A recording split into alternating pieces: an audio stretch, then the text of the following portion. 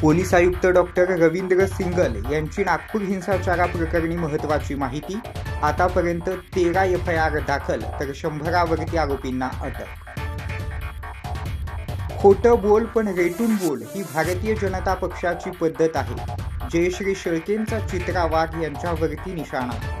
छत्रपती संभाजीनगरमध्ये भरधाव ट्रक चालकाची दुचाकीला धडक, दुचाकीस्वार गंभीर जखमी। या अपघातात एका तरुणानं आपला एक पाय गमावला तर शहरातील घाटी रुग्णालयात त्याच्यावरती उपचार सुरू आहेत। जागतिक वन दिनानिमित्त वनमंत्री गणेश नाईकांची मोठी घोषणा। वन खात्यात मिळणार हजारो नोकऱ्यांची सुवर्ण संधी। उपमुख्यमंत्री अजित पवार यांच्याकडून रमजानच्या मुस्लिम बांधवांना शुभेच्छा।